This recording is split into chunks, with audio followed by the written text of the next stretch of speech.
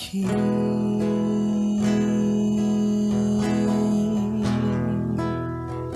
para receber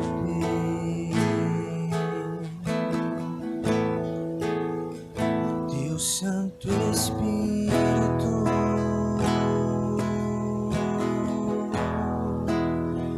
Teu Santo Espírito.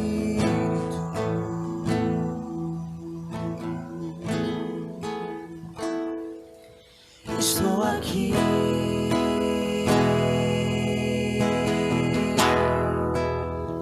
para receber. Estamos, queridos irmãos e irmãs, concluindo mais uma semana litúrgica. Hoje é sábado, último dia da terceira semana da Quaresma.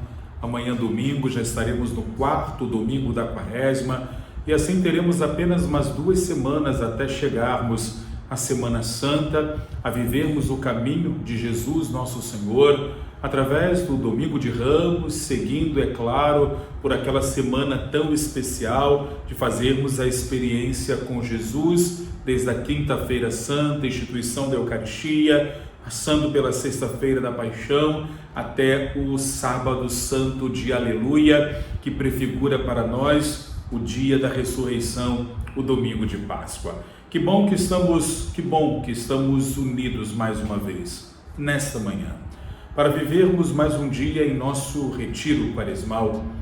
Toda a nossa reflexão hoje precisa ser o ecoar da importância que precisamos dar em nossa vida, da caridade realizada ao nosso irmão. É o tema deste dia, deste nosso retiro, de como nós, no nosso caminho de conversão, buscando cada dia mais a perfeição, se desviamos os nossos olhos de Deus, sabemos que não poderemos fazer um bom caminho. E todo aquele que olha para Deus será por Deus conduzido ao seu próximo, conduzido ao seu irmão. Que o Senhor nos ajude nesta graça, nesta manhã de sábado, para vivermos mais um dia em nosso retiro quaresmal. Iniciemos então este nosso encontro. Em nome do Pai, e do Filho, e do Espírito Santo. Amém. Vinde, Espírito Santo, enchei os corações dos vossos fiéis e acendei neles o fogo do vosso amor. Enviai o vosso Espírito e tudo será criado e renovareis a face da terra. Oremos. Deus, que instruíste os corações dos vossos fiéis com a luz do Espírito Santo, fazei que apreciemos retamente todas as coisas, segundo o mesmo Espírito, e gozemos sempre da sua consolação. Por Cristo, Senhor nosso. Amém. E se nos colocamos nesta manhã à beira do poço, se neste dia queremos consagrar todo o nosso dia, tudo o que iremos viver, tudo o que iremos e precisamos fazer em nossa vida comum, família, casa, trabalho, na nossa vida também religiosa, nos nossos compromissos, nossas responsabilidades, que não nos falte uma união com Deus e que esta união com Deus, através de Sua Palavra, seja ainda mais especial para cada um de nós. Tomemos então o Santo Evangelho de hoje, capítulo 18 de São Lucas, versículos de 9 a 14. Lucas 18, versículos de 9 a 14. Para alguns que confiavam na sua própria justiça e desprezavam os outros, Jesus contou esta parábola. 2 homens subiram ao templo para orar. Um era fariseu, o outro publicano. O fariseu de pé orava assim em seu íntimo: Deus, eu te agradeço porque não sou como os outros, ladrões, desonestos, adúlteros, nem como esse publicano. Jejuo 2 vezes por semana e pago o dízimo de toda a minha renda. O publicano, porém, ficou à distância e nem se atrevia a levantar os olhos ao céu, mas batia no peito, dizendo: Meu Deus, se propício para mim, que sou pecador. Eu vos digo, este último voltou para casa justificado, mas o outro não. Com efeito, todo o que se exaltar será humilhado, e o que se humilhar será exaltado. Palavra da salvação, glória a vós, Senhor. Meu amado irmão, minha amada irmã, como é bom poder nos sentirmos família quando, na leitura do Evangelho, sabemos que esta palavra dita por Jesus há tanto tempo precisa continuar encontrando eco, quer dizer, encontrando espaço dentro de nossa vida. Porque quando esta palavra encontra espaço dentro de nós, ela é capaz de trazer à nossa consciência, ou à nossa mente, ou à nossa alma, a capacidade de entendê-la não segundo a nossa vontade, não segundo as nossas possibilidades, mas sim segundo o que Deus, quando a proclamou, quis com ela dizer. E este talvez seja o maior desafio de colocar-se à beira do poço, ouvir a palavra, porque muitas vezes nos perguntamos o que Deus quer nos dizer. Mas mais do que o que Deus quer nos dizer, é preciso se perguntar o que Deus precisa me dizer. O que com esta palavra Deus permitirá que seja transformado em minha vida. Isto é se deixar transformar por Deus. Porque Deus começa tudo pela palavra. Para criar o mundo, Deus precisou proferir uma palavra. Foi pela palavra que Deus criou o mundo. Foi pela palavra, pelo verbo que Deus salvou o mundo. Então essa palavra, ela precisa ser sempre para nós palavra que verdadeiramente nos salve. E para que esta palavra possa nos salvar, é necessário que creiamos nela e que creiamos que esta palavra no íntimo de nós mesmos é capaz de nos dizer aquilo que hoje precisamos ouvir. Vejam que Jesus hoje conta uma parábola de dois homens que sobem ao templo. Já aqui entendemos que este subir ao templo significa ir à casa de Deus para estar na presença de Deus. É ir para estar com o Senhor. Não é simplesmente ir à igreja, mas dizíamos isto na terça-feira em nosso Atos 8. Igreja não é o templo. Igreja é o conceito daquilo que somos nós, seguidores do Senhor. Povo de Deus, povo da aliança, convocado. Então, quando esses dois homens sobem ao templo, Jesus, então, nesta parábola, quer dizer que esses dois vão para estar na presença de Deus. Vão para estar na presença do Senhor. E o que esses dois homens fazem na presença de Deus? Eles oram. Porque orar é dialogar com Deus. Orar não é outra coisa senão entrar numa comunhão com Deus e ser capaz de dialogar com Ele. Logo, um fala e o outro escuta. Ora, eu falo e Deus escuta. Ora, Deus fala e eu escuto. E por isso, oração nunca é um monólogo, nunca é apenas um eu que fala ou um Deus que se comunica, mas é uma troca. E vejam que neste Evangelho nós vamos encontrar primeiro isto. Antes de pensarmos no conteúdo da oração do fariseu e do publicano, é preciso pensar como eles oram. Um simplesmente despeja tudo diante de Deus, num monólogo. O outro espera de Deus uma resposta. Então esta é a primeira reflexão que nesta manhã de sábado nós precisamos fazer. Como está a sua vida de oração, meu irmão? Como está a sua vida de oração? Porque vida de oração é coisa séria. Vida de oração não é fantasia, não é ilusão. Vida de oração não é uma repetição de palavras. Mas a verdadeira oração, aquela que brota do coração, me leva a uma profunda comunhão com Deus. Então essa é a primeira reflexão que você é chamado a fazer na beira deste poço com Jesus.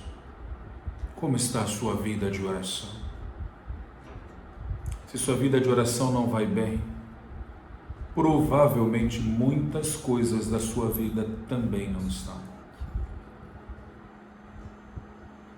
Mas o Evangelho segue. E aí nós pensamos no conteúdo daquele que está diante de Jesus.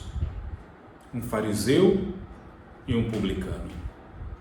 Um que se considera perfeito e um que é visto como pecador. E aqui nos colocamos em uma segunda reflexão, o modo como nos vemos. Padre, tem problema em nos vermos perfeitos? Padre, tem problema nos vermos como pecadores? O fariseu se acha perfeito diante de Deus, mas não só diante de Deus, mas também diante do outro. Se considera perfeito porque ele cumpre a lei, ele não é como os ladrões, como os adúlteros, ou até mesmo como aquele publicano. E colocar-se deste modo é colocar-se numa posição quase de irreverência em relação a Deus. Quando na verdade uma verdadeira atitude em relação a Deus precisa ser uma atitude de reverência.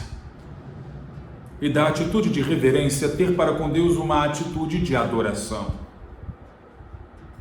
Quando este homem se torna irreverente, não é capaz de adorar o Senhor. Adora-se a si mesmo. Aquele publicano, em contrapartida, se coloca diante de Deus e no conteúdo de sua oração ele diz: Senhor, sei que sou pecador. Reconhece diante de si o que ele é e reconhece quem Deus é. Reconhecer-se pecador não é um problema. O problema é não reconhecer Deus como aquele que me ama, mesmo sendo eu pecador. Esse é o problema. E aqui então somos chamados a refletir qual é a nossa posição diante de Deus. O publicano perfeito, e não é perfeito porque é pecador. Mas o fariseu, que também é pecador, se vê perfeito. E este fariseu se coloca diante de Deus, em primeiro lugar, à frente, mais próximo. Porque sim, a santidade me leva para próximo de Deus, mas não é uma atitude corporal, mas é uma atitude interior. O publicano colocava-se ao fundo, nem mesmo se achava digno de se aproximar de Deus. Mas o Evangelho vai além na reflexão de Jesus para nos ajudar, para ajudar a mim e ajudar você. Este Evangelho vai além porque ele propõe uma pergunta final. Qual dos dois voltou para casa justificado? O fariseu ou o publicano? E aqueles que ouviam a Jesus,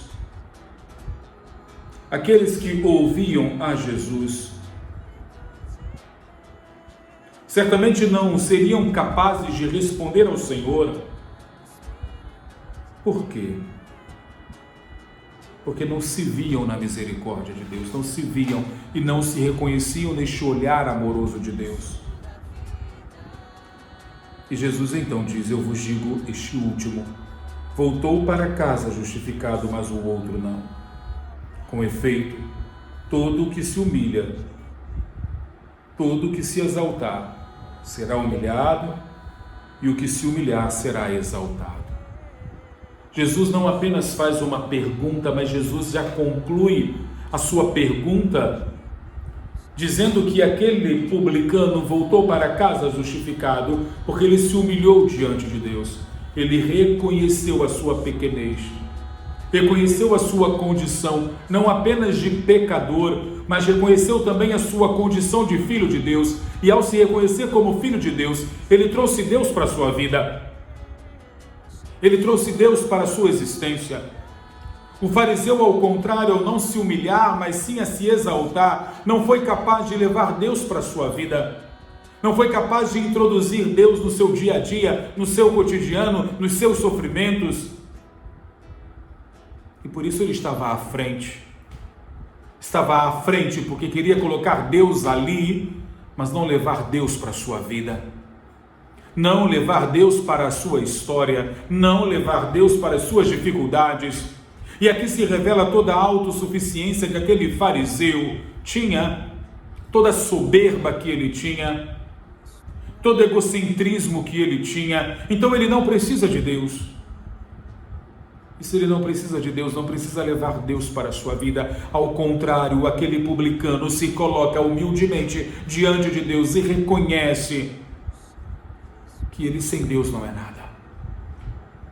E por isso levará justificado Deus para a sua vida. E Deus estará presente em sua vida como Pai amoroso, como Deus providente, como Deus que ampara, como Deus que cuida, como Deus que protege. E quem de nós não precisa dessa presença de Deus? Quem de nós não necessita de um Deus que esteja assim conosco? Todos nós. E se neste dia em que a nossa reflexão no retiro quaresmal é a caridade com o próximo, como nos falta este olhar, meu irmão, minha irmã, e olhamos como o fariseu. Eu não sou como este publicano, eu não sou como os pecadores. Que pena, que pena,